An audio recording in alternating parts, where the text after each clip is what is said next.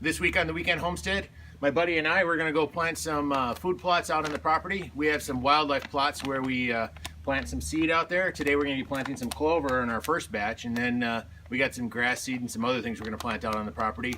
We're going to rake everything out with our Harley rake on the skid steer, and then we got all our stuff in the back here to do some planting. So why don't you come along today and we'll show you what we're going to do.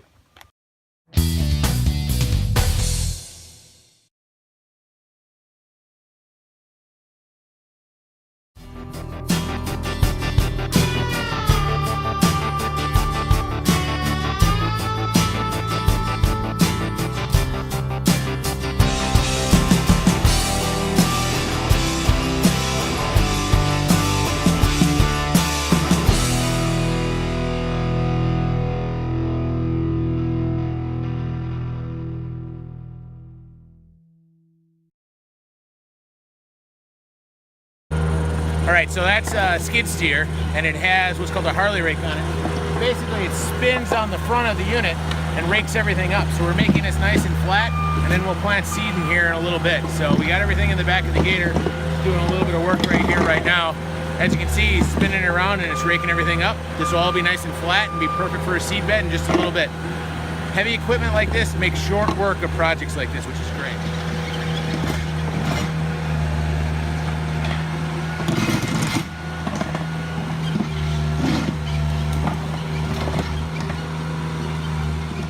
All right, as you can see, this is all roughed up on the top here. Now we're going to move on to the next part.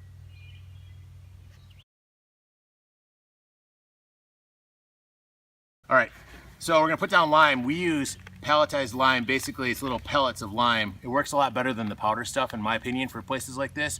You put down half as much because the powder you got to put down a lot, which will be a lot of bags. We're going to put basically about 80 pounds of lime down here. Just put it in your regular spreader, open it up. We're going to walk in circles and cover this whole thing. After that, we'll put the fertilizer down, put the seed down, and we'll be ready to go.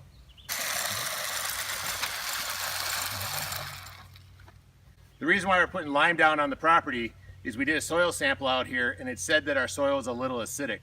What you want to have is basic, which is 7. So we put the lime down, and it basically raises the pH on the soil back up to 7. Every year we put a little bit down. It keeps adding a little to the soil and it helps the plants grow. All right, next step we're going to do is we're going to put down fertilizer. Now, since we're planting clover out here, clover produces its own nitrogen in the soil. So we're actually going to put down a fertilizer that doesn't have any nitrogen in it. And the reason why is nitrogen will help the grass grow, which is what we don't want to have happen. We want the clover to grow. So ours basically is mixed at the feed store. You just go to your local co-op or wherever and have them mix it, and just have them not put any nitrogen in it.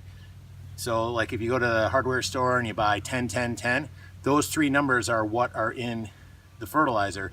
Our fertilizer is just basically missing one of the numbers, which is 0, so that then no nitrogen goes down, which will help our clover grow.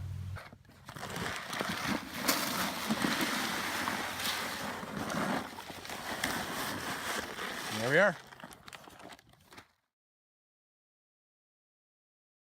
All right, so what we usually do for our wilderness food plots is we'll go to the hunting store or Fleet Farm, Tractor Supply, that kind of store, and we'll buy bags of seed. You can also get seed at your co-op. I usually wait till the end of the season. This stuff I actually bought last fall when it was on closeout. Just keep it in a dry spot, and it's a way to save money to do this. But this is basically clover seed. Now you want to be very careful when you're planting this because they're very tiny and a little bit goes a long way.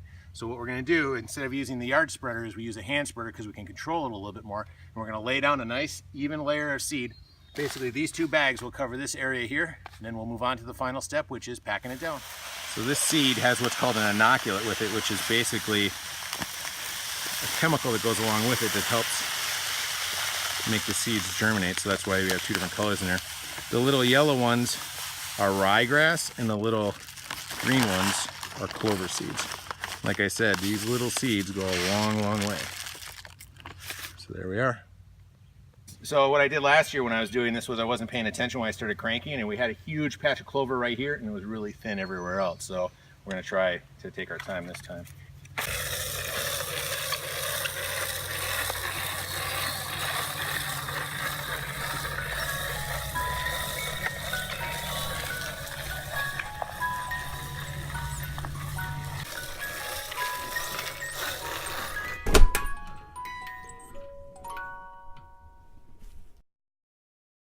All right, so now we're to the last step, and this is the step that I think a lot of people make a mistake on.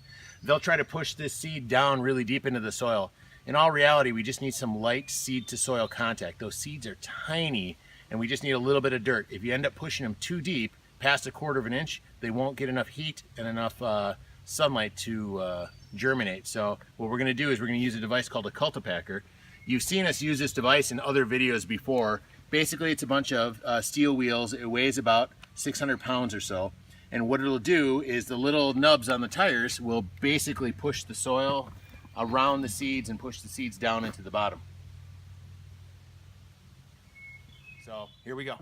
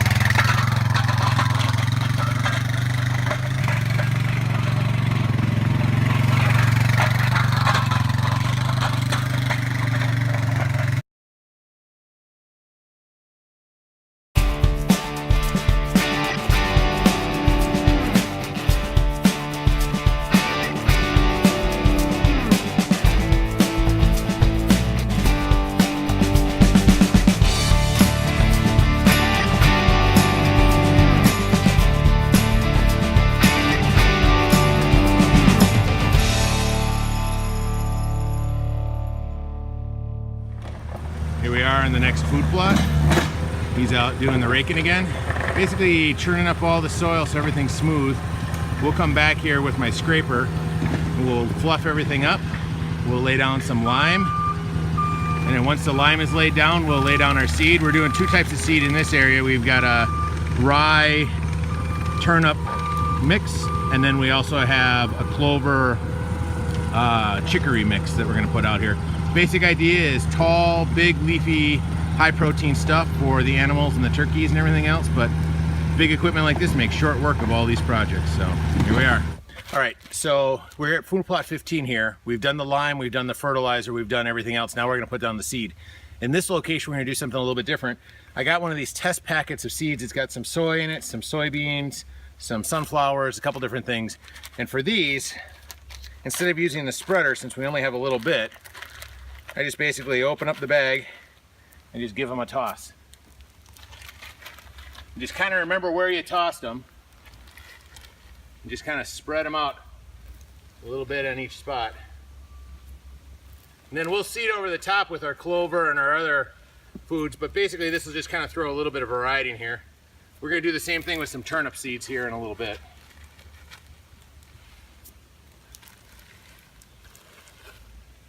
Good way to test to find out whether or not this seed will work out on our property.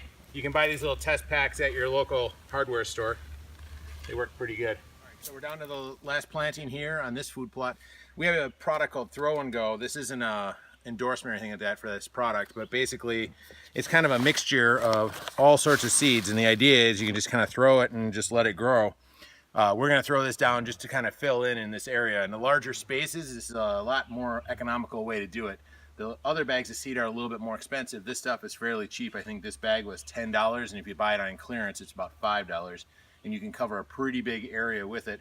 It has a mixture of, let's see here, ryegrass, rapeseed, 2 different types of clover, and a couple other types of grass that will work really well out here. So it'll be really simple to put it out there. Just walk along and throw it.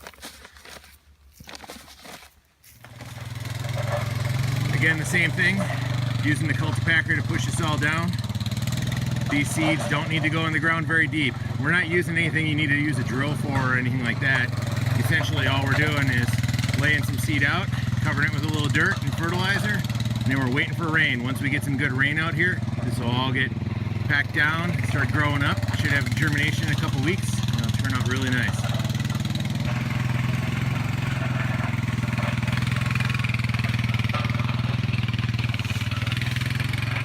As you can see over there, right up that way, that's the box blind that Cameron and I stayed in when we did our winter adventure. So if If you want to check that out, I'll put a link up in the corner right up here if you want to check it out. But we got seed down here, throw and go on one side, clover and soy on the other. And then right there's our ladder stand for this one. One of the best bow hunting locations on the property right here. Got a lot of heavy cover out in here coming around, and this is kind of a central point. Nice little snack bar for everybody to stop at. This is one of our farthest food plots. This is food plot 36. It's the farthest west on the property. And we just did throw and go in this area, and you guys are seeing how we kind of get food plots ready. But I wanted to show you this. This is a mineral site. What we do is we get this granulated mineral material. Basically, it's salt and different minerals and things. We dump it on a little pile here. The rain will work it into the soil, and then the deer will come to this location over and over again. The other thing we do is we put out salt rock similar to this here. Just leave this right here, and as the year goes along, they'll go through and chew on it. One tip, if you're using one of these, make sure you take the plastic off of it. I know that there's been some reviews online of people complaining that the deer never use it. Well, if you don't take the plastic off the outside of it, it's gonna be hard to use it. So this is a mineral site. Put a couple of them on the property. Your deer, turkeys, everything will come and visit it. They want to get a little bit of that salt in with their diet. So we make a little setup like this in a couple spots on the property. Really easy to do. I might have $5 or $6 into this, but it's a real easy way to put something on your property for the deer to come find. So the Homestead Creek is flowing here. Got a lot of water in the backwater, but look at this. It's up over the top here and kind of flowing down in. The culvert is running full bore, and it's just over flooded here. We got about 2 inches of rain in that big thunderstorm, and here's what we got. It even washed out a little back that way. So definitely gonna have to do some work here, raise this up, make a nice little dike to hold it back. And I think I'm gonna need to put a second culvert in right here. So here we are.